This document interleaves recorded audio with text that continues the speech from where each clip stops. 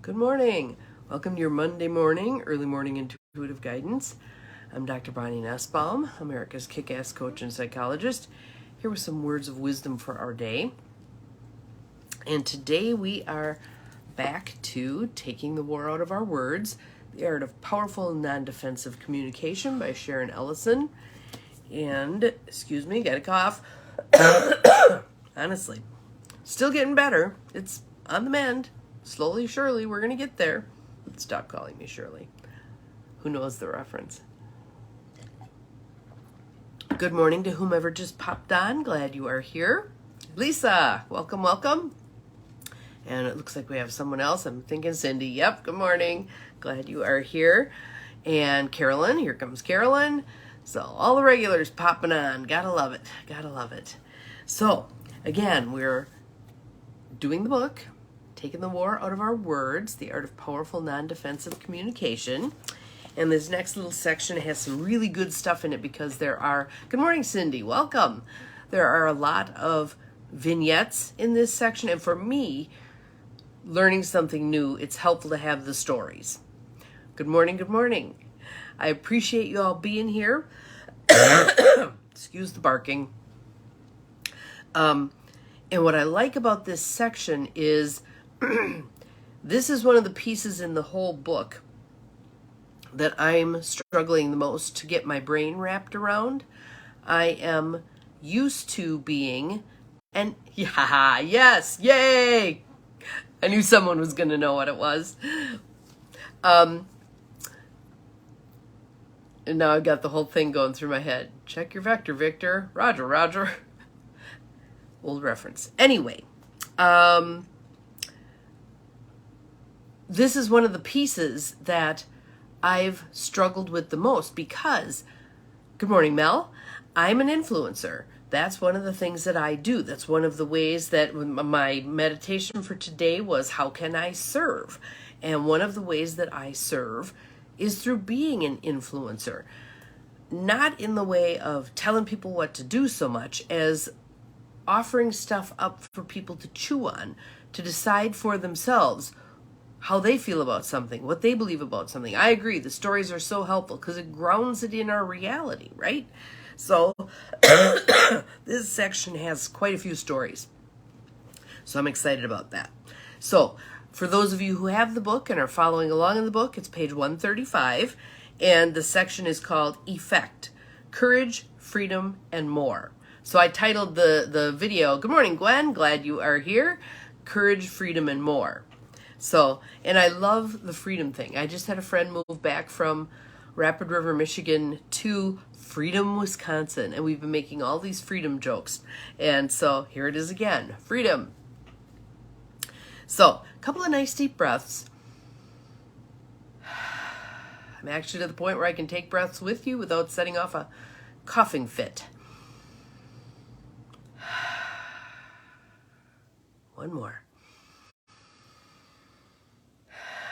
Good morning, Beth. You jumped on just in time. We're about to read the section in Taking the War Out of Our Words on page 135 that's entitled Courage, Freedom, and More. So, excuse me. We are often reluctant to express our own position in any circumstance where we think it would fall on deaf ears or where we fear initiating a conflict. So we don't want to stir the pot and we don't want to not be heard, all right? As a result, we make our position fully clear only when we believe it will achieve a desired outcome, our desired outcome, right? And in doing so, we lose clarity that gives shape and direction to our lives. When we don't speak our truth often enough, we lose track of what our truth is, okay? By contrast, when we make a non-defensive statement, we do not expect the results we want to boomerang back to us immediately. The way I like to think about it is planting seeds. Planting seeds. I mean, especially with kids, and especially with my kids who could be oppositional as heck. Plant a seed, let it perk, whatever blooms, blooms. And over time, I mean, my kids are, well, my daughter's going to turn 30 this summer, and my son is 32. They have blossomed into people who are more willing to hear an opinion and more willing, when they don't feel like it's trying to control their destiny, tell them what to do, they're far more willing to hear an opinion. So, establishing our own position. A non-defensive statement can give others thorough information without causing polarization and resistance. At the same time, it can powerfully establish our position, even when we anticipate having no control whatsoever over the outcome. This next story blows my mind. Sojourner Truth emerged from slavery to be the first African American woman to speak in Congress. She used her powerful voice in situations where she had no realistic hope of altering the outcome. In one incident, her words were so strong that someone in the audience decided she was a man in disguise, and she was ordered to go into the bathroom and bare her breast to prove she was a woman. The power of the words she uttered has passed the test of time. It is to your shame, not mine, that I do this. She didn't argue or try to convince, she simply established her position. There was the one story about the woman who was telling a story from her childhood about she and her brother hitting each other a lot. So that's this reference. When Raisa said to her brother that it was not in her nature to fight, she had no reason to think her words would have the power they did. Had she held them back, she and her brother would probably have given each other many more bruises throughout their upbringing. Likewise, if Geneva had decided that telling Clyde her need to have separate holidays and her fear that he would hold up her alimony check would make her too vulnerable, she would probably still be cooking his turkey. Good morning, Maureen. Welcome, welcome. So they were divorced, and he just expected to be invited to all the holidays. And she wanted him to have separate holidays with their adult children, and she would have separate holidays. And when she spoke her truth, how things unfolded. And again, initially she was trying to manipulate the outcome because she didn't want him to withhold her alimony check. That made her life difficult. But when she got to the point where she could just say what she feared, including the fact that he might again withhold her alimony check, things could change. Here's another one that is a common one, I believe. Jose was frustrated that his partner, Adelia, allowed her bright and popular teenage daughter, Carmen, to be sloppy and rude at home. They had argued over this situation and gotten nowhere. Finally, one day, Jose completely and non-defensively stated how he felt about the situation. Excuse me. I feel so much frustration and pain and anger when I watch what happens between you and Carmen. I get angry when I hear her speak disrespectfully to you and see you in pain, but you just take it, except when you scream back at her sometimes. And I feel helpless to do anything about it. I see you get angry at me if I tell her to respect you. You probably think I am interfering. But what I see is that you are defending her bad treatment of you. I see how well she does in school, and yet she is unwilling to pick up her own clothes, and you follow her around and doing it for her. I not only feel anger at her and sadness for you, I also feel anger at you for letting this happen, and sadness for her that she is learning to treat family like servants. Adelia thought, and then began to defend her position, but without her usual anger. She was quiet and subdued. I put Carmen through so much pain with the divorce and all, she said. I swore I'd do everything I could to make her life better now. Jose said just one more thing. When you pick up after her and let her speak rudely, I don't think you help her. I think you teach her she can treat people she loves badly and hurt them. Still subdued, Adelia responded, Well, she'll be graduating in a few months. I'm not going to change anything now.